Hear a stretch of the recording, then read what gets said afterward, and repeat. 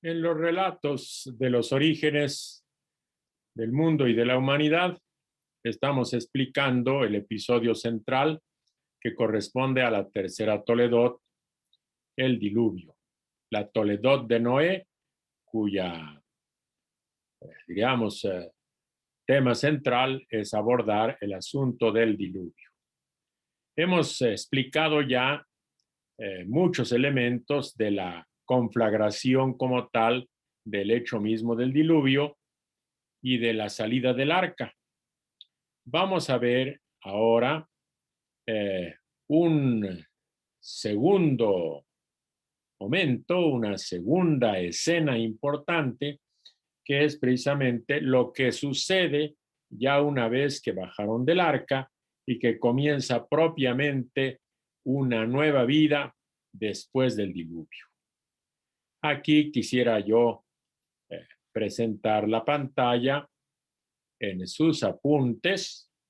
Vámonos a la página 32 y vamos al inciso B, que es la segunda parte de esta Toledot, donde Dios bendice a Noé y a sus hijos.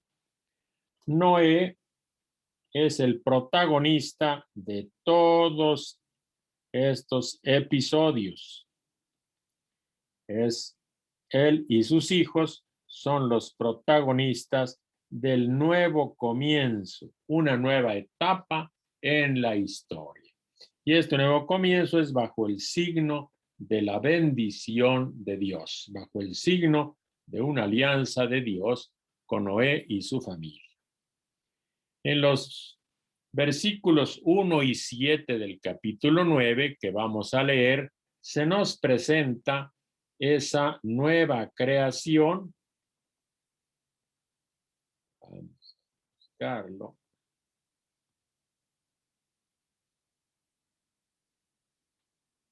Génesis 9, versículo 1. Dios bendijo a Noé y a sus hijos y les dijo: sean fecundos, multiplíquense y llenen la tierra. Vamos a ver ahora el versículo 7. Ustedes pues sean fecundos y multiplíquense, pululen en la tierra y dominen en ella. Bien, quisiera solamente para explicar este punto recurrir al capítulo 1 del libro del Génesis, allá cuando en el día sexto Dios creó al ser humano, y en el versículo 28 dice: y bendíjolos Dios y les dijo: sean fecundos y multiplíquense y henchid la tierra y sométanla. Manden en los peces del mar, en las aves del cielo y en todo animal que serpea sobre la tierra. Como ustedes pueden ver, en capítulo 9, versículos 1 y 7, se apunta a una realidad que podemos llamar nueva creación. Es una nueva creación que restaura a la creación original.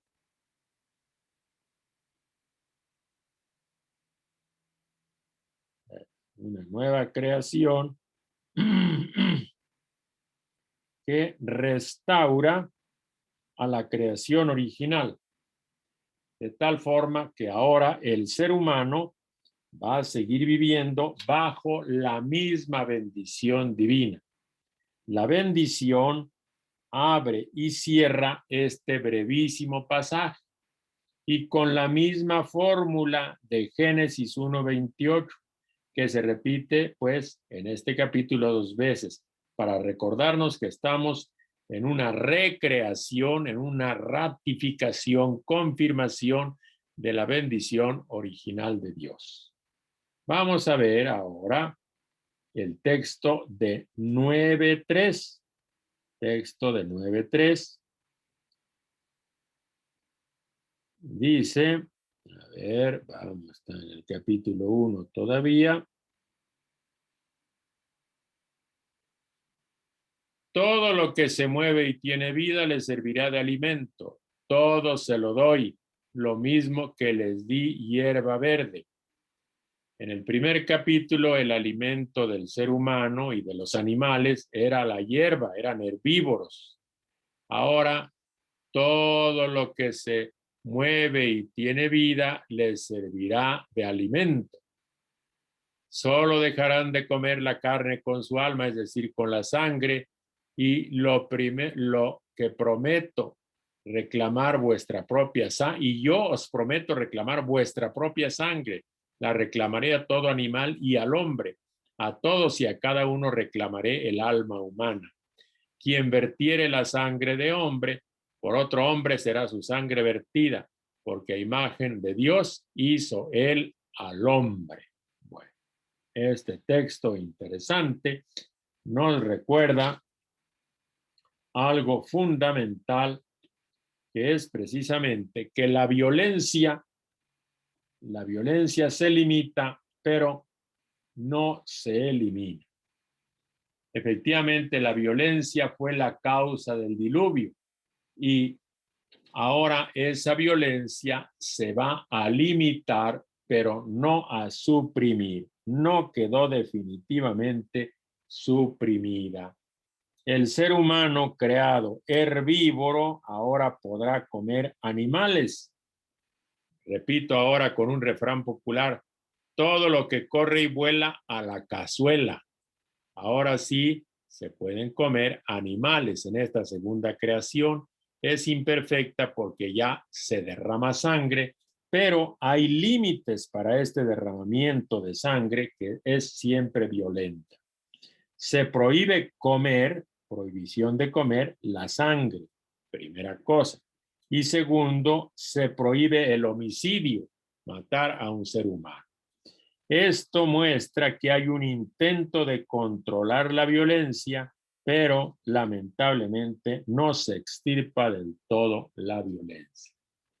Cabe notar que esta violencia ya no se ejercerá, diríamos, de una forma discriminada. Solamente la violencia se ejercerá contra los animales, a los que se le puede matar para comer, pero no contra los hombres.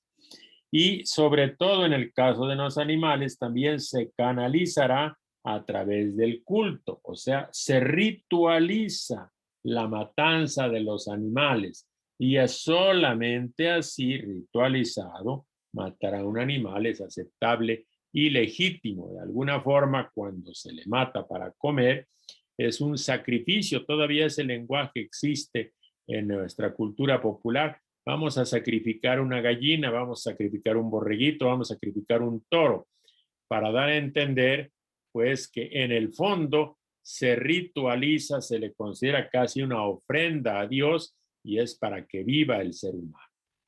Pero tenemos un asunto interesante, que la sangre, sin embargo, no se debe comer. Esta es una costumbre de muchos pueblos. Muchos pueblos creen que la sangre es la vida y pues lógicamente esto es más que evidente. Si ustedes sangran a un ser viviente, a un ser animado, le quitan la sangre, pues se muere. Y además la vida pertenece solo a Dios. Por eso está prohibido derramar sangre. Bueno, ¿qué significa esta prohibición de no comer sangre? Algunos dicen que se trata de no comer animales vivos. Si tú te comes un animal vivo, pues te lo comes con su sangre, entonces está prohibido. Y otros lo entienden que jamás se debe comer sangre. Jamás se debe comer sangre. O sea, se entiende que jamás en tu platillo puede estar un poco de moronga o morcilla, como algunos les llaman. Es. Aquí tenemos que señalar porque esta prohibición de la sangre en Génesis 9:4 es un texto que leen de una manera muy fundamentalista algunos grupos realmente fundamentalistas y llevan a interpretaciones extremas que solamente se quedan con el texto del Antiguo Testamento y no se dan cuenta que en el Nuevo Testamento, se distanciaron tajantemente de esas prohibiciones. Y esa distancia la pueden ustedes encontrar en 1 Corintios 10:25. Ustedes coman de todo lo que hay en la carnicería sin diríamos, escrúpulos de conciencia. Mateo 7:9 declaraba puros todos los alimentos. En Hechos 10:15 se le dice al apóstol Pedro en visión, ¿por qué tú vas a considerar impuro lo que Dios ha creado puro? Sin embargo, aunque en el Nuevo Testamento hay un cambio radical, no dejó de haber dificultades, ¿verdad? Hay algunas gentes que se escandalizan que tú comas y entonces si tú comes, escandaliza a tu hermano, dice el apóstol Pablo. Y si escandaliza, mejor no lo comas. No por ti, que eres libre y puedes comer lo que quieras, pero tu hermano se escandaliza porque es de cultura judía y piensa que tú ya estás rechazando al Dios verdadero. Eso. Entonces, si él se escandaliza, no lo comas. No por tu conciencia, sino por el hermano. Bueno, pero aquí tenemos que decir, y lo subrayo de una forma clara, que el Génesis no conocía y por lo tanto no podía prohibir las transfusiones de sangre porque no existían, esas aparecieron hasta el finales del siglo XIX. No conocían las transfusiones de sangre, no la pueden prohibir, ni tampoco otras prácticas médicas que son realmente contemporáneas, utilizar el suero sanguíneo para otro tipo de terapias. Eso no lo conocía, no lo podía prohibir, y entonces no nos esclavicemos de un texto que está en una época, en una cultura y forma parte del Antiguo Testamento y explícitamente superado en el Nuevo Testamento. Vamos a ver.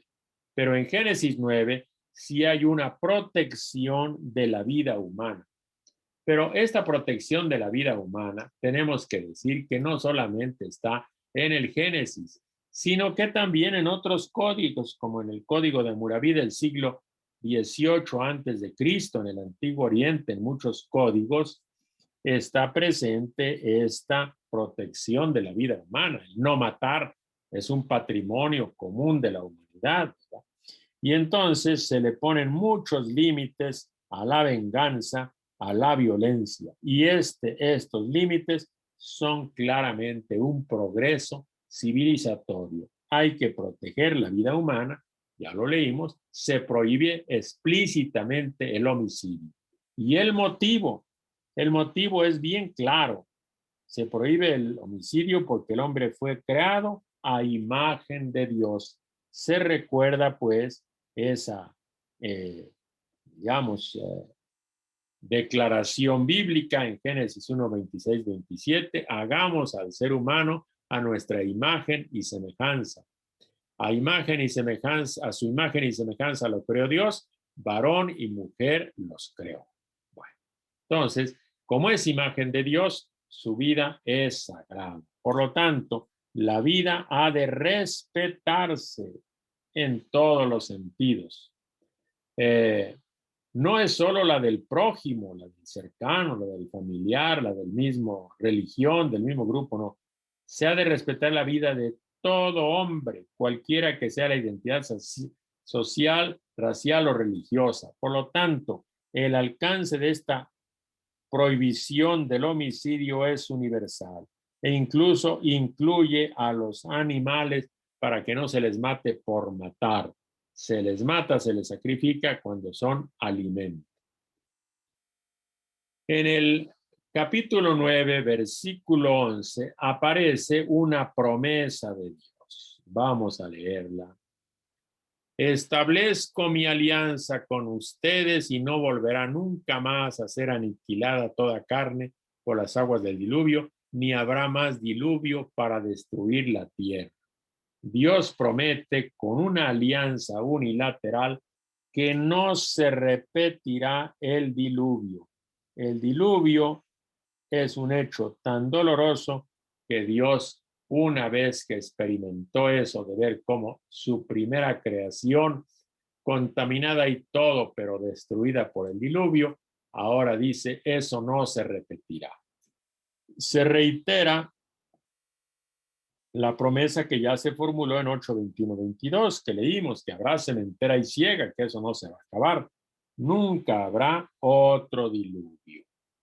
Y de esta manera se establece una alianza de Dios, la alianza con Noé, se llama la alianza noáquica, o sea, alianza con Noé, que es unilateral e incondicional y válida para siempre, una alianza permanente. Y esta alianza no es solamente con el pueblo de Israel, sino es con toda la humanidad. Dios se compromete con toda su creación, con todas las criaturas. Y esto es precisamente para asegurar la estabilidad del cosmos, estabilidad para el futuro. Y uno diría, ¿y qué función tiene esta alianza y esta promesa de Dios de no volver a hacer un diluvio? Pues es la respuesta a la catástrofe del exilio. Los exiliados con esto entendían perfectamente que ese diluvio que tuvieron con su destierro ya no se repetirá. Es una promesa de Dios y se espera pues que no vuelvan a tener una destrucción semejante. Luego aparece el signo de esa alianza, que ya lo conocemos, es el signo del arco iris. El arco iris, pues, se ve en todas partes del mundo y por lo tanto es un motivo simbólico de muchas tradiciones literarias. Y cada quien le da su propio significado. Aquí el significado en Génesis es el fin del diluvio y el compromiso de Dios de que no volverá a haber otro diluvio. Y efectivamente es un compromiso con toda vida que haya sobre la tierra. No se repetirá el diluvio. Luego se menciona a los 3 hijos de Noé en los versículos 18 y 19. Dice lo siguiente: estos fueron los hijos de Noé, y a partir de ellos se pobló toda la tierra. Bueno, los hijos de Noé que salieron del arca eran Sem, Cam y Jafet. Cam es el padre de Canaán. Entonces hay que tenerlo presente. Cam es el padre de Canaán. Y a partir de estos hijos se pobló toda la tierra. Este es un mensaje teológico importante de la antropología bíblica que hace de Noé el padre de la nueva humanidad a través de sus hijos. Si Adán era el padre de la primera creación, de la primera humanidad, ahora lo será Noé. ¿Sí? A partir de los 3 hijos de Noé, se poblará toda la tierra, toda la tierra. Y eso lo veremos más adelante en el capítulo 10, los 70 pueblos. Ellos son los fundadores de todos los pueblos del mundo. Y con esto, fíjense qué grande tesis. Se afirma la universalidad de la especie humana. Todos los seres humanos venimos de un tronco común para decir, somos del mismo nivel, no hay nadie más y nadie menos. Nadie más y nadie menos. Hay un paréntesis que hicimos notar donde se menciona a Cam. Se menciona a Cam. Sem, Cam y Jafet. Ciertamente es el más joven, eso lo veremos en 10:21, donde se sabrá que Sem es el mayor y Jafet es el intermedio. Cam es el más chico. Bueno, vamos a ver que esta iniciativa de Dios va a tener una respuesta humana a esta iniciativa. Entonces veremos que en el relato del diluvio lo más importante son las decisiones y las palabras de Dios. Ciertamente, es Dios el que pone en marcha todos los acontecimientos. Y vimos también que no es justo porque ejecuta todo lo que Dios le ha mandado. Eso, y por lo tanto, también esta ejecución es decisiva. Y nos enseña algo muy importante que tenemos que aprender. ¿Qué pretende el Génesis que nosotros aprendamos? que efectivamente con Noé hay salvación, una familia, pero se salva la humanidad a través de esa familia, y también una porción de animales, y se salvan todos los animales a través de esos que entraron al arca. Bueno, pues efectivamente, porque Noé obedeció a Dios, le hace caso a Dios, cumple su voluntad, entonces hay nueva oportunidad para la humanidad. Si uno cumple la voluntad de Dios, la humanidad tendrá una nueva oportunidad. Permanecerá la humanidad. Bueno, dejamos ese episodio y vamos a otro episodio dentro del macro relato, relativamente macro, del diluvio y de la Toledot de Noé. En la Toledot de Noé también hay que incluir el pecado de Cam y la maldición de Canaán. Esto es muy interesante y hay que explicar.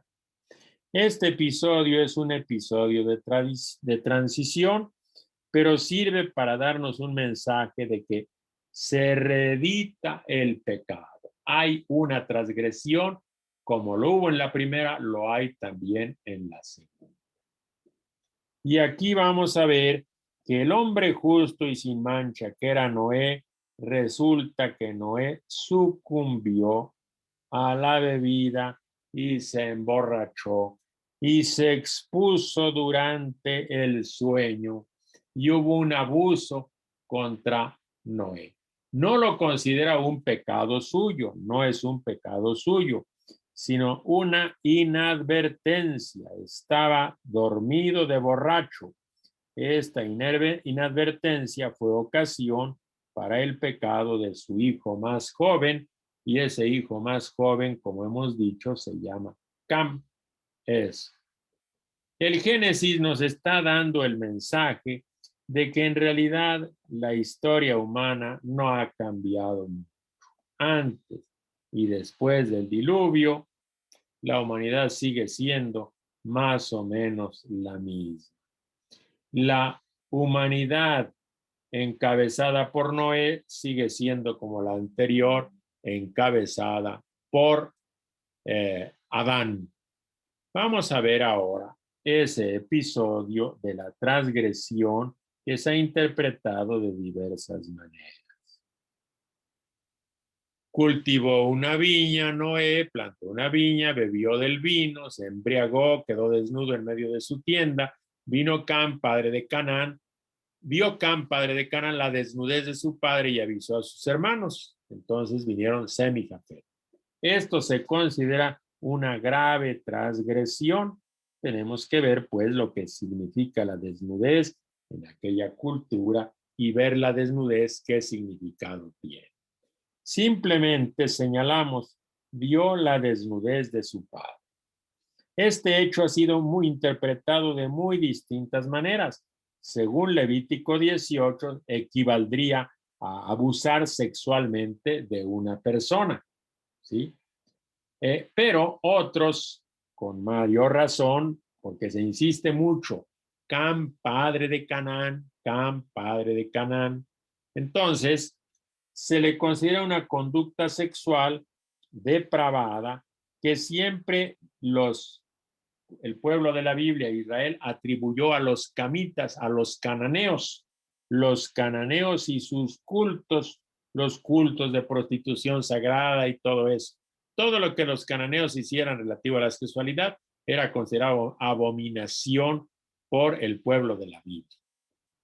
Por consiguiente, esta conducta de Cam, el padre de Canaán, es una conducta que se valora muy negativamente y que le mereció la maldición de Canaán. Maldición de Canaán. Curioso, aquí hay que notar, ¿quién fue el que vio la desnudez de su padre?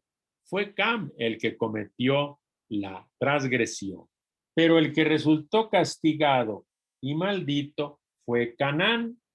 Bueno, vamos a ver el texto para que lo vean. Y entonces, cuando despertó Noé de su embriaguez, supo lo que había hecho con él su hijo menor. Ahora sí sabemos que Cam es el menor. Y dijo, maldito sea Canaán, siervo de siervos para sus hermanos. Cam fue el que descubrió la desnudez de su padre y el que resulta maldito es Canaán. De por medio están entonces los pueblos cananeos. Eso.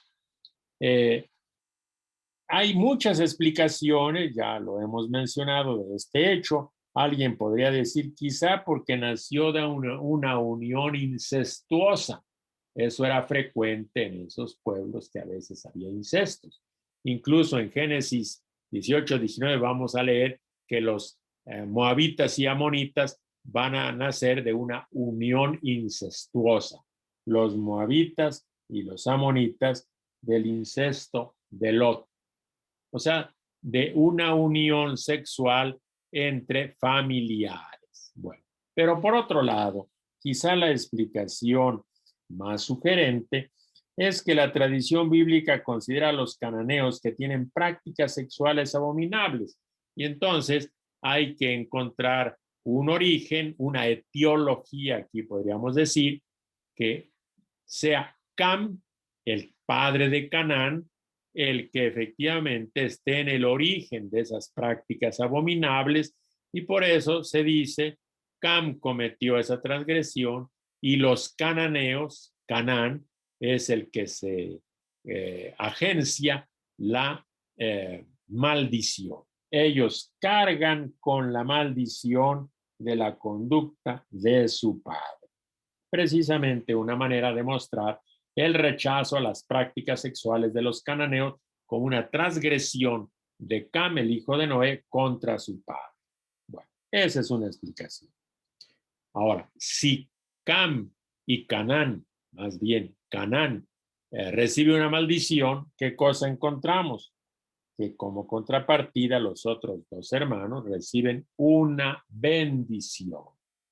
Y aquí notamos nosotros que entonces la conducta respetuosa de Sem y de Jafet en los versículos 26 y 27, esa conducta respetuosa conduce a una bendición.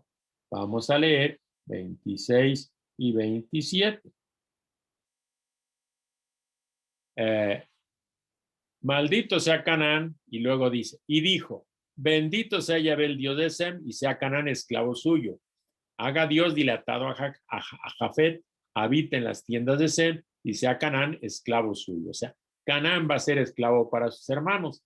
¿Por qué razones? Bueno, porque cuando Cam le avisó a sus hermanos que había visto la desnudez de su padre, entonces Sem y Jafet tomaron el manto, se lo echaron al hombro los dos y andando hacia atrás, vueltas las caras, cubrieron la desnudez de su padre sin verla. Esto es lo que produce la bendición para Sem y para Jafet y por otro lado la maldición para Canaán, el hijo de Cam. Esa conducta respetuosa para con su padre les conduce a la bendición, a la bendición. Y en cambio, pues para Canaán va a haber una maldición, maldición de Canaán. O sea, aquí encontramos un pasaje de bendiciones y de maldiciones de Noé, que se asemejan mucho a las que después dará Isaac y luego a las bendiciones también de Jacob.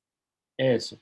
En unas y otras bendiciones y maldiciones se refleja las circunstancias de la suerte de los pueblos representados. Sem y Jafet representan a los pueblos semitas y a los jafestitas, favorables pues al pueblo de la Biblia, de pasado, los semitas. En cambio, Canaán siempre en pleito con el pueblo de Israel, entonces esa situación se le presenta como un pueblo maldito.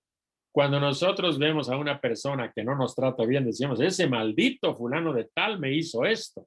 Bueno, pues eso se refleja en este relato.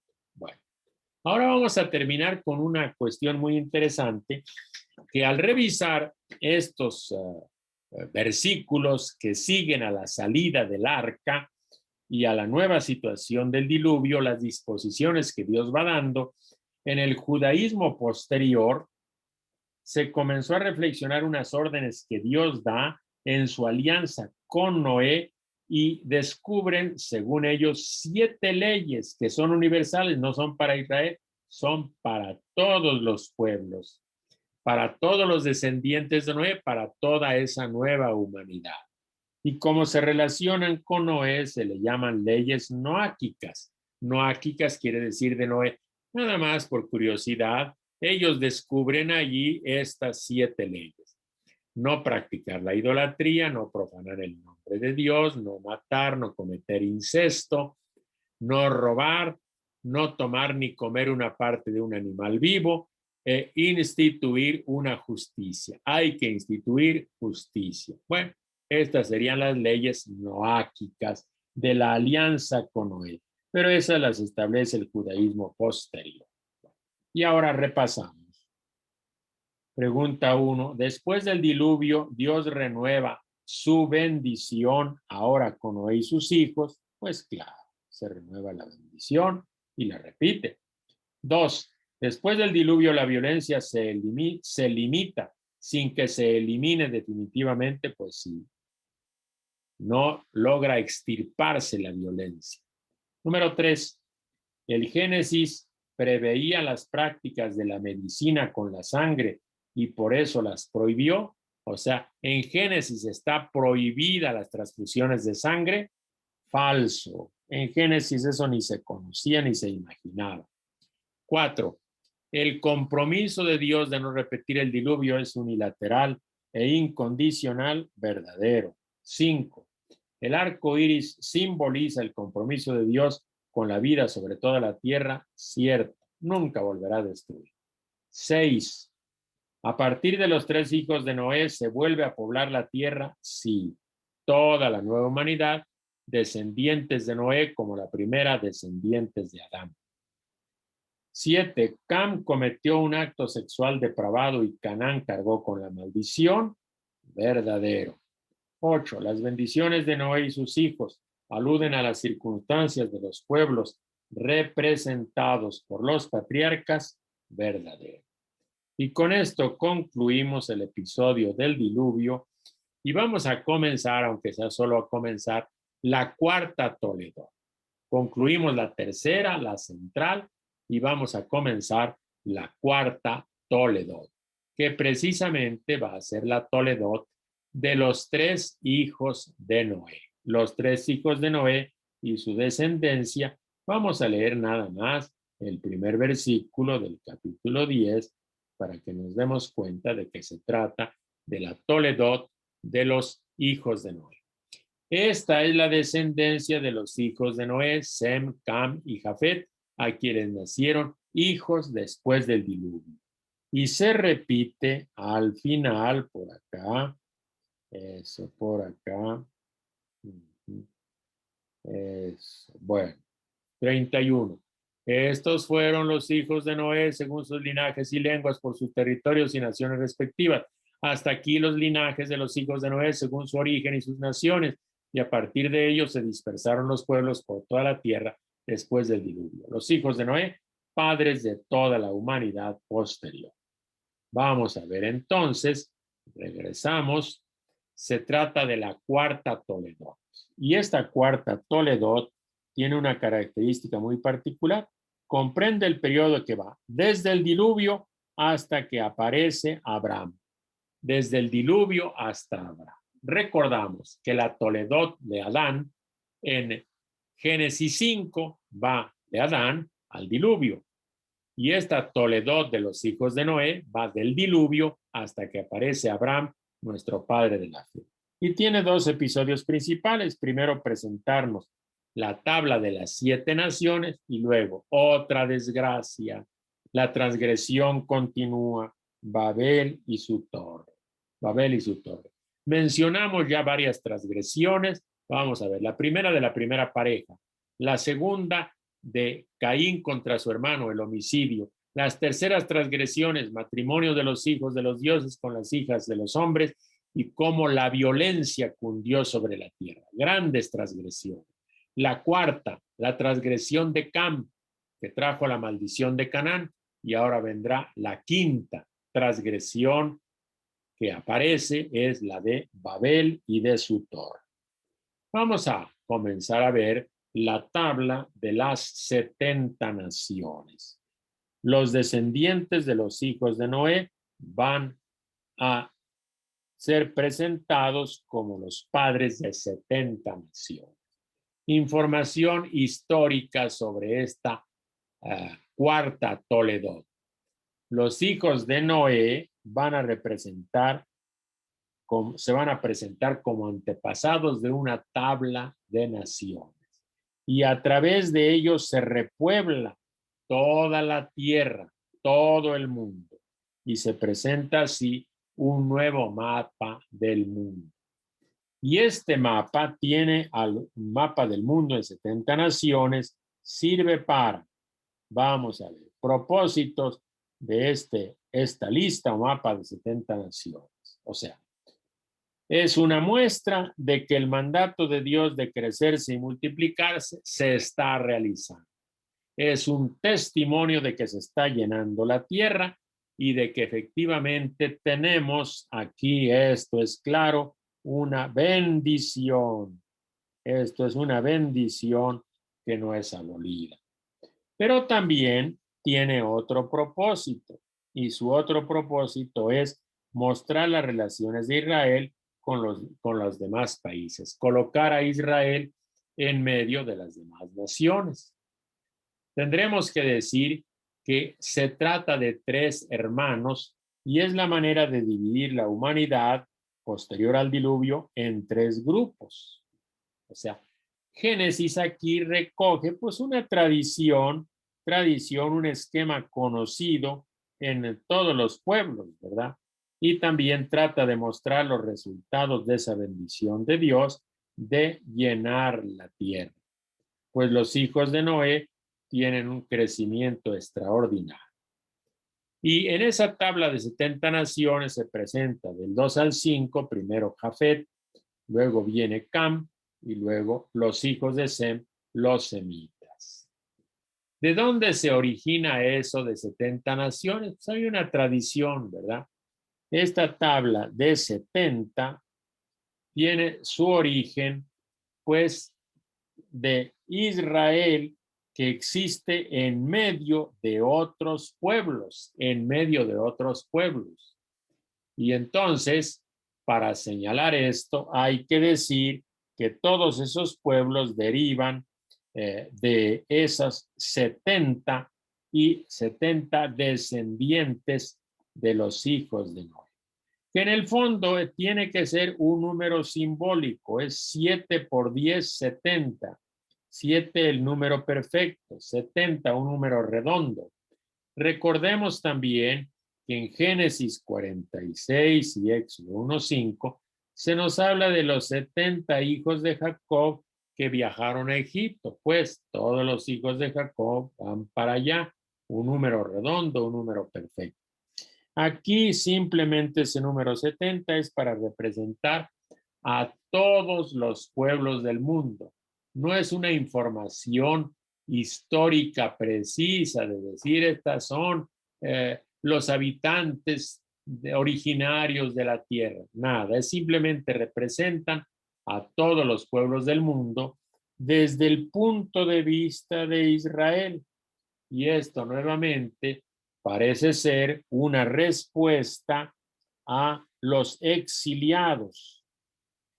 Los exiliados, muchos se van a dispersar y se van a quedar en la dispersión.